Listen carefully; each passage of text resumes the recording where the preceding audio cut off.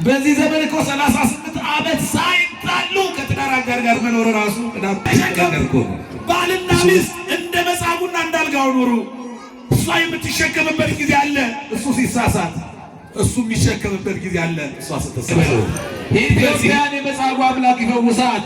ህመሟ በዝቷል ሀገራችን፣ ቁስሏ በዝቷል። የተሸከሙንን መሸከም እንዳለብን የረዱንን መርዳት አለን። መቻቻል ቢበላና በስመ አብ ወወልድ ወመንፈስ ቅዱስ አሐዱ አምላክ አሜን። እንደምን አደራችሁ? እንደምን እስከዚህ ሰዓት ደረሳችሁ? ሞት በነገሰበት የመርዶ ዜና በበዛበት በሰላም አድሮ መገናኘትን ብርቅ በሆነበት በዚህ አሰቃቂ ዘመን የሲኦል ምሳሌ የሆነውን የሌሊቱን ድቅድቅ ጨለማ አሳልፎ ይህን የተደነቀ ብርሃን ያለ ክፍያ የሰጠን የሞት ምሳሌ ከሆነው እንቅልፋችን ቀስቅሶ አፋችንን በምስጋና በዝማሬ በእልልታ የሞላ ፍቅሩ ከወዳጅም ከወላጅም በላይ የሆነው ጌታ ስለማይነገር ብዙ ስጦታው ስለማይከፈል በጎ ውለታው ክብርና ምስጋና ለተቀደሰው ስሙ ይሁን።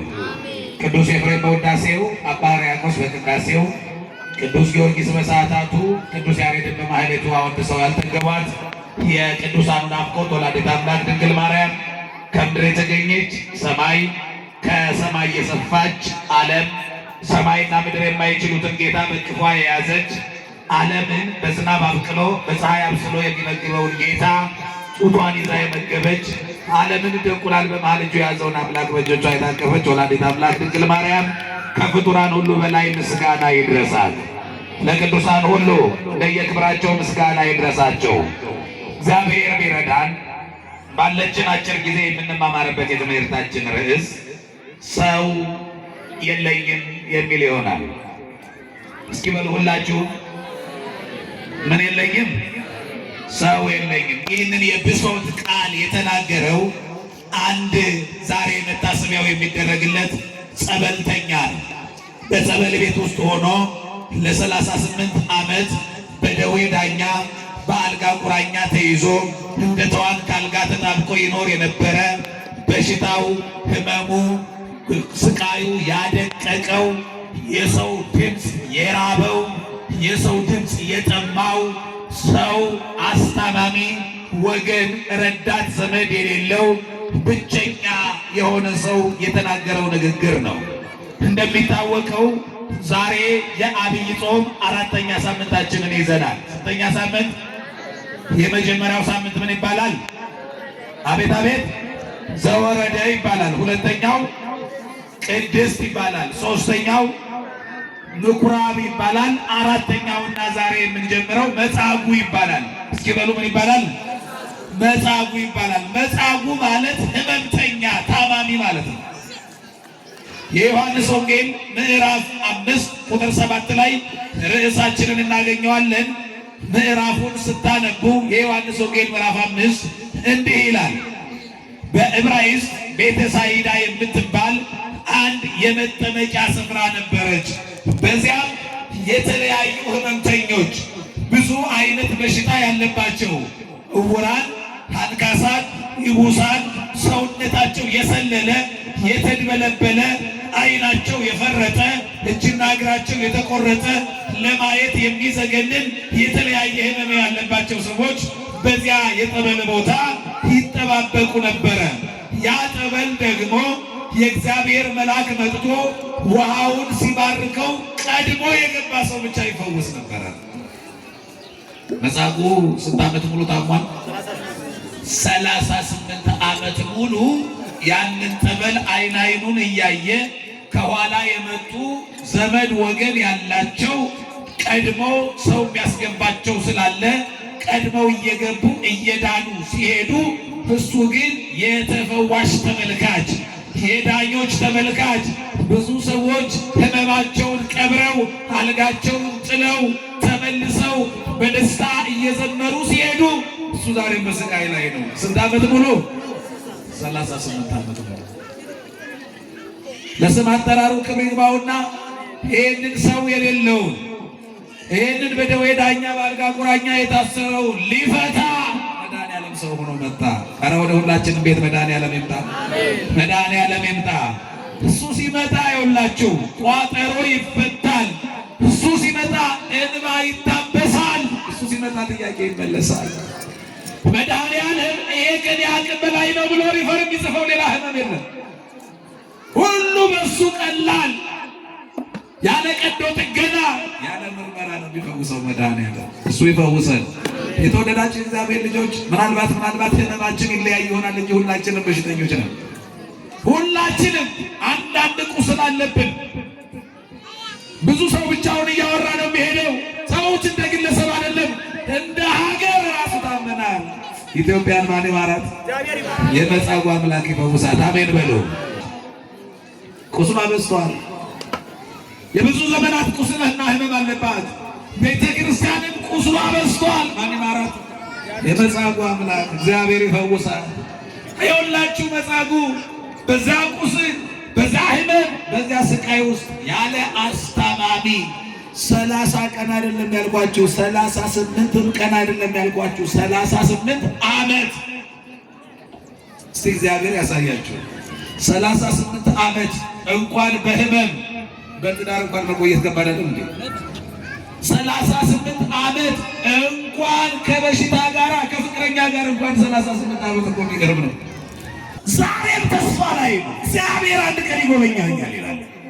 በእግዚአብሔር ተስፋ ይቆረጥማ ይመጣል። እግዚአብሔር የጠበቁትን አይቶ አንተን ተስፋ የሚያደርጉ አያፍሩም ተብሎ ተጽፏል።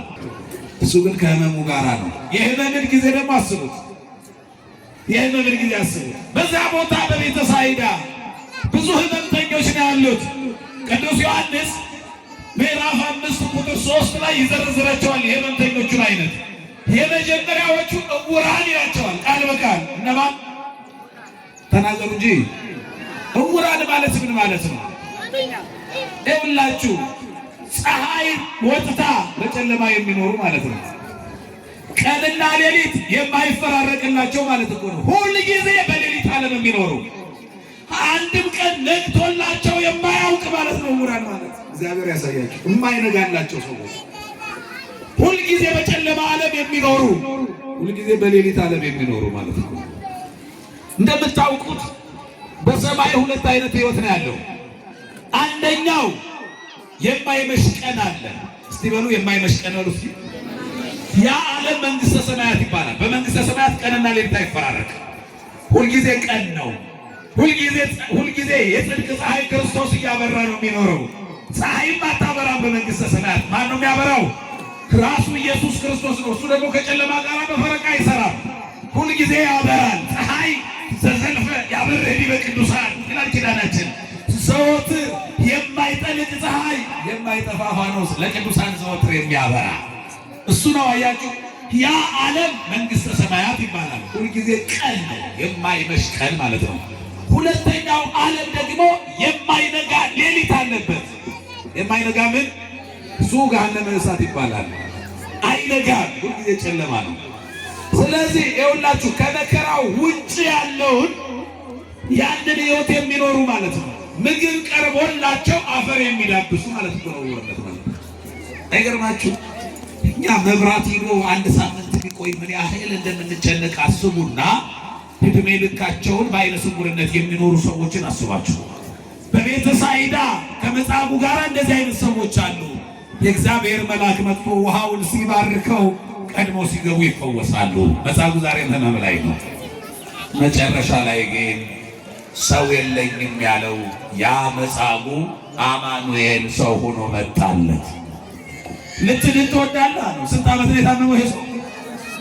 38 ዓመት። ይኸውላችሁ 38 ዓመት። አሁን በህመም ስትሆኑ አንዱ ቀን የ1 ዓመት ያህል ረጅም ነው። ቀን የሚያጥረው በደስታ ሲሆን ነው። እየሰማችሁ ነው? ቀን የሚያጥረው በምን ሲሆን ነው? በደስታ ሲሆን ነው ቀን የሚያጥረው። በመከራ በህመም ሲሆን አንዱ ቀን የ1 ዓመት ያህል ረጅም ነው። አንዱ ቀን የ1 ዓመት ያህል ረጅም ከሆነ 38 ዓመት ምን ያህል ረጅም ሊሆን እንደሚችል በምትከራስ በእንደዚህ አይነት ስቃይ ውስጥ መጻጉዕ ይኖራል። አንድ ጥያቄ ልጠይቃችሁ። ምግብን የሚያጣፍጠው ምንድን ነው ብላችሁ ታስባላችሁ? አንድ ላይ ተናገሩ ሁላችሁም። አይደለም ጨው አይደለም። ጨው ሁለተኛው ክፍል ነው። ምሳሌ አድርጌ ልንገራችሁ። አንድ የታመመ ሰው፣ አንድ ደግሞ ጤነኛ ሰው፣ ሁለቱ በአንድ ላይ ምግብ እየበሉ ጤነኛው ጣፍጦት ይበላል። የታመመው ሰው ግን ምግቡ ምን ይለዋል? ይመረዋል። አይደለ? ምግቡ ስለተለያየ ነው አይደለም። ይሄ ሰው የመረረው ምን ስለሆነ ነው? ጤና ስለሌለው ነው። ይሄ ሰው የጣፈጠው ምን ስላለው ነው? ጤና ስላለው ነው። ምግብን የሚያጣፍጠው ክኖርም ጨውም አይደለም። የመጀመሪያው ምግብን የሚያጣፍጠው ምንድን ነው? እሱ ጤና ነው። ምግብን የሚያጣፍጠው ጤና ነው። ጨውም ቀጣዩ ነው። የትኛውንም ጨው ጨምሩ፣ የትኛውንም ክኖር፣ ጤና ከሌለ ምግብ ሁሉ ምንድን ነው? መራራ ነው። ምግብ ሁሉ መራራ ነው። ስለዚህ ምግብን የሚያጣፍጠው ጤና ነው ማለት ነው። የተወደዳችሁ የእግዚአብሔር ልጆች፣ ጤና ከሌለ የሚኖረው ገንዘብ በሙሉ መራራ፣ ህይወቱ ራሱ መራራ ነው። እስቲ እግዚአብሔር አልጋ ላይ ሆናችሁ የትኛውን ሱፍ ትለብሳላችሁ? ሰው ታሞ እንዴት ለብሶ ያጌጣል? ሰው ታሞ እንዴት ምግቡ ይጣፍጣል? ይኸውላችሁ ህይወት በሙሉ ነው። ጤና ካላችሁ ተመስገን በሉት እግዚአብሔር። እስኪ ተመስገን በሉ። እግዚአብሔር ጤና የሰጣችሁ፣ እግዚአብሔር በዕድሜ የባረካችሁ፣ ይህችን ቀን ያሳያችሁ ያንን አምላክ እስኪ ተመስገን በሉት። ተመስገን በሉት። እንደገና እኩል ነው ያነጋልን እግዚአብሔር። አይገርማችሁ? እኩል ነው ያነጋው እግዚአብሔር። ከጠቅላይ ሚኒስቴሩ እኩል ነው የሚነጋው፣ ከሚሊዮነሮቹ እኩል፣ ከባለስልጣናቱ ካለቃህ እኩል ነው የሚነጋልህ። ይሄን ያደረገ ማን ነው? መድኃኔዓለም ነው። ምን ይገባዋል? ተመስገን በሉት። ይሄንን አምላክ በቃላችሁ ትደገሙት። ተመስገን። ሌላ ምን ይከፈለዋል? እግዚአብሔር እድሜና ጤና የሰጠ አምላክ። አስባችሁ መጻጉ። አሁንም ሌላ ጥያቄ ልጠይቃችሁ። ይሄ ደግሞ ሂሳብ ነው፣ ሂሳብ ነክ ነው ጥያቄው። ስንት ዓመት ነው የታመመው? 38 ዓመት። በእኛ ሀገር የምርጫ ስርዓት በየ5 ዓመቱ ምርጫ ይካሄዳል። ይሄ ሰው ታሞ አልጋ ላይ ሆኖ ስንት ምርጫ ተካሂዷል ማለት ነው? ተናገራችሁ ወይ? ተናገራችሁ? መጀመሪያ በየስንት ዓመቱ ነው ምርጫ የሚካሄደው? መጻጉ ስንት ዓመት ነው የታመመው? 38 ዓመት ከታመመ በየ5 ዓመቱ ምርጫ ቢካሄድ ይሄ ሰው አልጋ ላይ እንደተዋን ተጣብቆ ስንት ጊዜ ምርጫ ተካሂዷል? 7 ጊዜ ምርጫ ተካሂዶ 8ኛው ምርጫ ሊደርስ 2 ዓመት ነው የሚቀረው። እሱ አልጋ ላይ ነው ዛሬ። እግዚአብሔር 7 መንግስታት ተፈራርቀዋል ማለት ነው አልጋው ላይ። አስባችሁታል? ግን እሱን ተስፋ ያደረገው ያው እግዚአብሔር ያሳያችሁ። መጻጉ ዛሬም ተስፋ ላይ ነው። ምናልባት አንድ ቀን እግዚአብሔር ይጎበኘኛል ብሎ ልብ በሉ። መድኃኔዓለም መጣ። ማስተማር የጀመረው በስንት ዓመቱ ነው? ኢየሱስ ክርስቶስ አቤት አቤት፣ በጣም ጥሩ 30 ዓመት ከሆነ አሁን ኢየሱስ ክርስቶስ ማስተማር ከጀመረ 1 ዓመት አልፎ 2ኛ ዓመት ገደማ ላይ ነው ያለው። ስለዚህ ኢየሱስ ክርስቶስ የ31 የ32 ዓመት ወጣት ነው ማለት ነው አይደለ? በጣም ጥሩ። ኢየሱስ ክርስቶስ ሲወለድ መጻጉ ከታመመ 6-7 ዓመት አካባቢ ተወልዶ አድጎ ኢየሱስ ክርስቶስ 30 ዓመት ሆኖት ዛሬ እሱ ዘሆነ አገኘ። ልጅን ትወዳለህን ብሎ አናገረው። በጣም ኢየሱስ ክርስቶስ የሚናገረው ንግግር በስጋ ጆሮ ከተሰማ ሎቱ ስብሐት የሞኝ ንግግር ሊመስል ይችላል። አሁን 38 ዓመት የታመመ ሰው አጥቶ የሚማቅቅ ጸበል ቦታ የተገኘ ሰው ልጅን ትወዳለህ ተብሎ ይጠየቃል የሚል ሰው ይኖራል። አዎ ይጠየቃል። ለምን እንደሆነ ታውቃላችሁ? ለምን ጠየቀው እንዲህ ብሎ ካላችሁ፣ አንደኛ መድኃኔዓለም ለማዳንም ሆነ ምን ለማድረግ የኛን ፈቃድ ይፈልጋል። ሁለተኛ መጻጉ ድንገት የና ያላበት ከመታመሙ የተነሳ በጎ አድራጊ ማህበራት ተሰባስበው ለሱ ፈንድ ማድረግ እርዳታ አቋቁመውለት በየወሩ በየሳምንቱ የሚዘንብለት እርዳታ ካለ የዳነ ቀን እርዳታው ይቆማል። እርዳታው የቆመ ቀን ያማረራል። አድኔ ሳልለው አድኖ ገንዘብ ያስቀረብኝ ብሎ ሊሆን ቁስሉን እያሳየ መለመኛ አድርጎት ሊሆን ይችላል። አንዳንድ ሰው ቁስላቸውን የገቢ ምንጭ ያደርጋሉ። በቃ መዳን የማይፈልጉ ሊኖሩ ይችላሉ። ድኜ ረሃብ ከምሞት ቁስሌን እያሳየ ሆዴ ቢሞላ ይሻላል ሊሉ ይችላሉ። ስለዚህ ሳይጠይቅ አድኖ ነገ የገቢ ምንጭ ሲቀርበት የሚያማርር ከሆነ ያንን ቀዳዳ ለመድፈን አዎ መዳን እፈልጋለሁ ብሎ መናገር አለበት። መልሳው ፈቃድ መጠየቅ አለበት። ስለዚህ ነገ ላይ ለማማረር ለማጉረምረም ምክንያት ማጣት አለበት። ኢየሱስ ክርስቶስ ያለቀለት ስራ ነው የሚሰራው። ያለቀለት ስራ ነው መስራት የፈለገው። ልትድን ትወዳለህ ወይ? ተናገራ። ጥያቄው ልትድን ትወዳለህ ነው። መጽሐፉ መልሱ በጣም ይገርማል። ሌላ ዙሪያ ተምትል መልሱ ምንድነው? ሰው የለኝም። መች ተጠየቀ ጥያቄ? ሰው አለ የለም እንኳን ተባለ። ልትድን ትወዳለህ ወይ ነው መጽሐፉ ተስፋ ያደረገው። ይህንን ጥያቄ የመለሰው ምናልባት የሰው ችግር ስላለብኝ መልአኩ መጥቶ ውሃውን ሲባርክ ቀድሞ እንዲያስገባኝ ኢየሱስ ክርስቶስ ወስዶ እዚያ በማስገባት ያግዘኛል ብሎ ነው። ወጣትም ስለሆነ ቀድሞ ጸበል ውስጥ ያስገባኛል፣ እድናለሁ፣ በዚህ ይተባበረኛል ብሎ ነው። ጸበል ቤት ወረፋ እየጠበቀ ያለውን መጻጉዕ ያለ ጸበል መድኃኒዓለም አዳነው። ያችን 38 ዓመት ሙሉ ሲያያት የቀረባትን ጸበል ሲገቡባት ምን እንደምትል ሳያውቅ መረጃ ሳያገኝ ጸበል ቦታ ያገኘውን መጻጉዕ ያለ ጸበል በላለው አልጋን ተሸክመ ሄደ። ምንን ተሸክመ ሄደ? ይሄንንም ንግግር አስቡት። በዚያ ዘመን 38 ዓመት ሙሉ አገልግሎት የሰጠ አልጋ ምን ያደርጋል? መጻጉዕ ከዳነ ጥሎ ቢሄድስ ሊል ይችላል ሰው አይደለም። መልእክት አለው መድኃኒዓለም። ዝም ብሎ አንድ ነገር አይናገርም። ምንድነው አልጋን ተሸክመ ሄድ ያለው? እስከ ዛሬ ማን ተሸክሞታል? ደህና አደራችሁ ወይ? እስከ ዛሬ ማን ተሸከመ? አልጋው። ዛሬ ደግሞ ማን ተሸከመ? ራሱ መጻጉዕ ተሸከመ እንጂ አልጋው። እግዚአብሔር ያሳያችሁ። ምንድነው መልእክቱ በዚህ ውስጥ ከተባለ ታቻል የሚባል አማርኛው እዚህ ጋር ያለው እስከ ዛሬ ማን ነው የቻለ? አልጋው ወሉ 38 ዓመት ሙሉ ማን ነው የተሸከመ? አቤት አቤት አልጋው። አሁን ደግሞ ማን ነው የተሸከመው? አቤት አሁን ደግሞ መጻጉዕ ተሸከመ። እስከ ዛሬ አልጋው ነበረች እሱን የተሸከመችው። ዛሬ ደግሞ ማን እሱ ተሸከመ። ምንድነው ከተባለ በህይወታችሁ ውስጥ የተሸከሟችሁ ሰዎች አሉ። እየሰማችሁ ነው? በህይወታችሁ ውስጥ ምን ያሉ ሰዎች አሉ? የተሸከሙን ሰዎች አሉ። በጊዜው ደግሞ እናንተም ተሸከሙ ማለት ነው። በጣም ይቅርታ አንድ ሰው ከዚህ ላስነሳስ። እህቴ ትተባበሪኛለሽ? ጥላው ጋር ያለሽ ልጅ አቅፍ አንዴ ከነ ልጅሽ እስኪ ተነሽ፣ ለማስተማሪያ ምሳሌ ሊሆን ነው። አይዋት ይችላል። እናት ነሽ? በጣም ጥሩ። እሺ እሷ ናት። በጣም ጥሩ። አሁን የሚሸከመው ማን ነው? ወላጅ አይደለም? እግዚአብሔር እድሜና ጤና ይስጣቸው። ከዛሬ 40 ዓመት በኋላ እድሜ ቢሰጥ ከዛሬ 40 ዓመት በኋላ ማን ነው የሚሸከመው? አቤት አቤት። እንደ አሁን ሸክም ቃሉ ልጠቀመው በጣም ይቀጣለ ቃላት ታጠቃግኔ አሁን ሸክም የሆነው ልጅ የዛሬ 40 ዓመት ምን ይሆናል? ተሸካሚ ይሆናል። አሁን ተሸካሚ የሆነች እናት ከ40 ዓመት በኋላ ምን ትሆናለች? በቃ እንዲህ የተሸከሟችሁን በጊዜው ሲደክሙ ምን በሉ? እግዚአብሔር ያሳድግልሽ። ቁጭ በይ። እንደዚህ የሆናችሁ ኑሩ ማለት ነው። የተሸከሟችሁን ተሸከሙ። መጻጉዕ ይኸውላችሁ 38 ዓመት ሙሉ ማን ተሸከመችው? አልጋው ተሸከመችው። ዛሬ ግን መድኃኒዓለም አዘዘ፣ የተሸከመችን ተሸከማታል።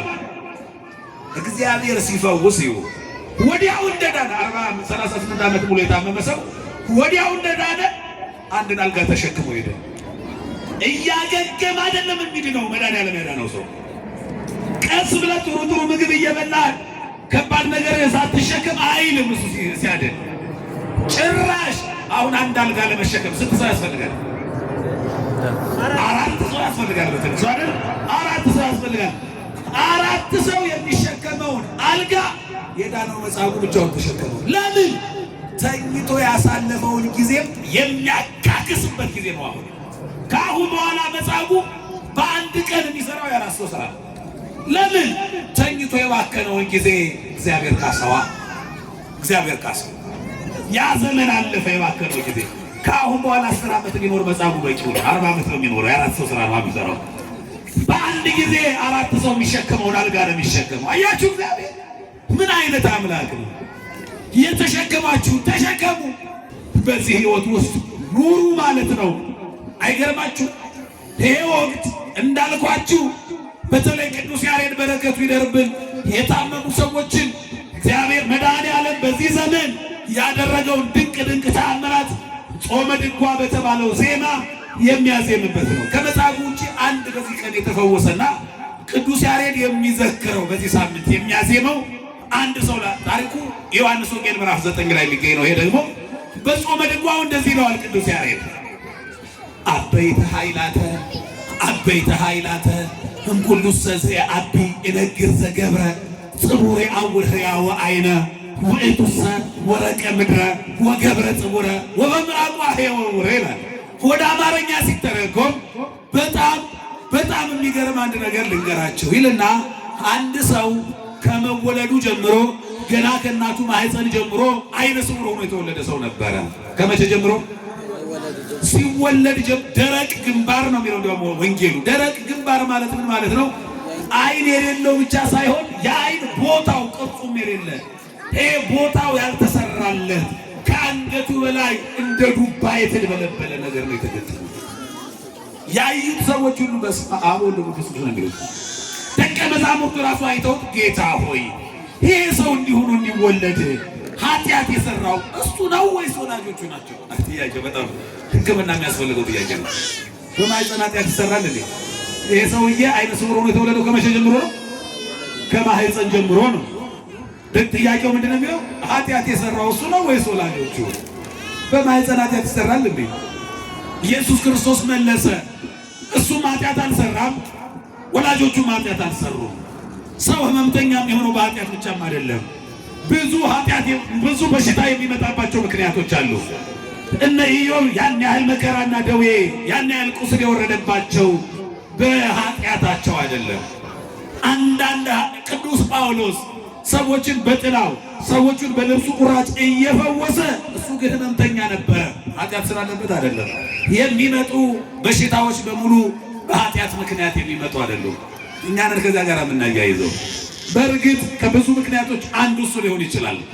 የሆነው ሆኖ ግን ኢየሱስ ክርስቶስ እሱ ኃጢአት አልሰራም፣ ወላጆቹም ኃጢአት አልሰሩም። የእግዚአብሔር ድንቅ ስራ በእርሱ እንዲገለጥ ይህ ሰው እንዲሆኑ ተወለደ አለ። ከዚህም በኋላ ምራቅ እንትፍ አለ መሬት ላይ ጭቃውን አልበለበለና የአይን ቅርጽ ሰራለት። ሂድና በሰሊሆም መታጠቢያ ተጠመቅ አለው። እየዳበሰ እየተመራ ሄደ። በሰሊሆም መጠመቂያ ገብቶ ሲጠመቅ ያትርፍ የነበረው የተድበለበለ ገላው እንደ ቅርፊቱ ነው ወደቀለት። እያየ ተመለሰ ይላል። እግዚአብሔር ይመስገን። አሜን በሉ እንጂ እግዚአብሔር ይመስገን። አሁን ቅዱስ ያሬድ ልብ በሉ፣ የገረመኝ ይሄ አይደለም አለ። የገረመኝ አይደለም ማዳኑ ሳይሆን ያዳነበት መንገድ። ጽቡር ያውር ሕያው አይነ ጭቃ አይን ያበራል ወይስ ያጠፋል? አይን ውስጥ ሲገባ አይንን ያጠፋል፣ አይንን ህመምተኛ ያደርጋል። መድኃኔዓለም ግን አይን ውስጥ ቢገባ አይንን በሚያመው በጭቃ ህመምተኛውን አይን የጠፋውን አይን አበራበት። ደግሞ ምራቅ መድኃኔዓለም በምራቁ ነው ህመምተኛውን የፈወሰው። ምራቅ የሰው ፊት ላይ እንትፍ ቢባል በሽታ ያመጣል። በሽታ ሊያመጣ በሚችለው በምራቅ በሽተኛውን ፈወሰበት። በሽታ በሚያመጣው በሽተኛውን ፈወሰበት። አይንን በሚያጠፋው አይኑን አበራለት። መድኃኔዓለም እንደዚህ ይሰራል። ያገኘው ጸበል ቦታ አይደለም። ይሄን ሰው ደግሞ የሚገርመው እየሰማችሁ ነው። መጻጉዕን ያገኘው የት ነው? ጸበል ቦታ ነው። ይሄንን ሰው ደግሞ ያገኘው የት ነው? ከጸበል ቦታ ውጭ ነው። ጸበል ቦታ ያገኘውን መጻጉዕን ያለ ጸበል አዳነው። አያችሁ፣ እግዚአብሔር ስራው ልዩ እኮ ነው። ጸበል ቦታ ያገኘውን መጻጉዕን ያለ ምን አዳነው? ያለ ጸበል አዳነው። ከጸበል ውጭ ያገኘውን ያንን እውሩን ደግሞ በምን? በጸበል። አይ እግዚአብሔር በአንድም በሌላም ምን ይላል? ያድናል። በሉ እስኪ ያድናል። ሁላችንንም ይፈውሰን። የሰማነውን ይባርክልን። ቡሩክ ሰንበት ይሁንላችሁ።